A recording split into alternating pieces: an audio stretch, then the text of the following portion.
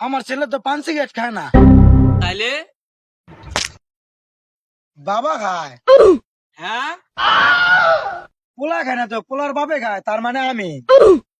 আহা, আমার পোলা সুনাম কি আর কমু, সোনার টুকরার পোলা আমার।